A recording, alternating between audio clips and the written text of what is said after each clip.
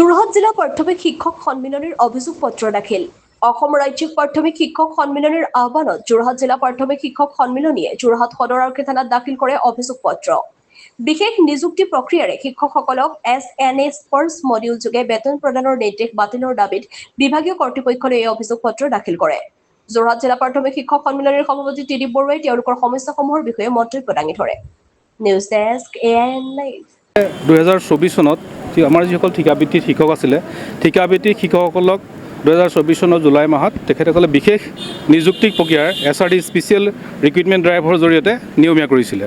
আৰু নিয়মীয়া কৰিলত নিয়মীয়া যিটো বিজ্ঞাপন দিছিলে প্ৰথম নিয়মীয়া কৰিবৰ কাৰণে যিটো বিজ্ঞাপন প্ৰদান কৰিছিলে সেই বিজ্ঞাপনত তেখেতসকলক সম্পূৰ্ণ নিয়মীয়া শিক্ষকসকলে যেনেদৰে যি সুবিধা পাব সকলোখিনি সুবিধা উপলব্ধ হ'ব বুলি অৱগত কৰিছিলে আৰু পৰৱৰ্তী সময়ত তেখেতসকলক বিজ্ঞাপন দি নিযুক্তি দিলে নিযুক্তিৰ যিখন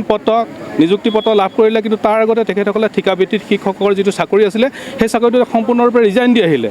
ৰিজাইন দি অহাৰ পাছত তেখেতসকলে যিখন নিযুক্তি পত্ৰ লাভ কৰিলে সেই নিযুক্তি পত্ৰত এটা কথা উল্লেখ থাকিলে যে 2022 যেনেদৰে অন্য নিয়মীয়া শিক্ষকসকলে বা নিয়মীয়া কৰ্মচাৰীসকলে 2202 হেডৰ পৰা দৰমহা লাভ কৰে সেই একে 2202 হেডৰ পৰা দৰমহা লাভ কৰিব আৰু কোষাগাৰৰ পৰা স্থানীয় জিলা কোষাগাৰৰ জৰিয়তে বেতন লাভ কৰি আহিছিলে বিগত 2 বৰ্ষৰ বেতন লাভ কৰি আহিছিলে কৰাৰ পাছত যোৱা 27 তাৰিখে এটা নিৰ্দেশনা ওলালে নিৰ্দেশনাখন আমি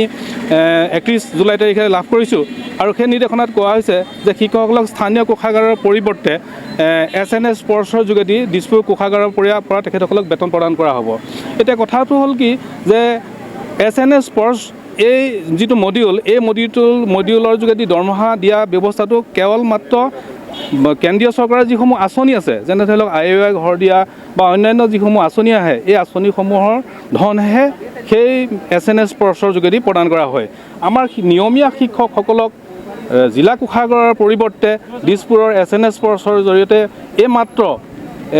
15,029 জন শিক্ষক যিসকলক স্পেচিয়েল ৰিক্ৰুইটমেণ্ট ড্ৰাইভৰ জৰিয়তে নিয়মীয়া কৰা হৈছিলে এই কেৱল 1529 জন শিক্ষকৰ ক্ষেত্ৰত কিয় বাছি ল'লে আমি খুব ৰহস্য হৈ আছে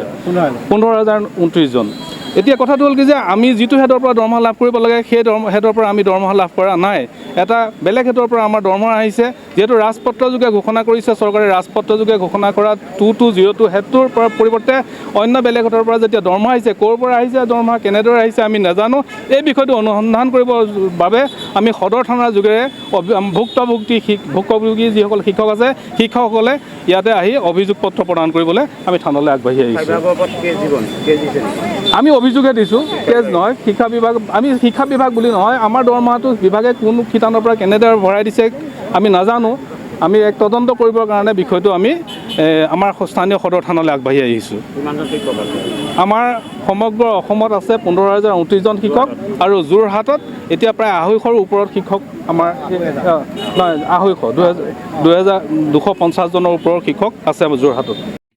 যিকোনো খবৰ বিজ্ঞাপনৰ বাবে যোগাযোগ কৰক 7896121996।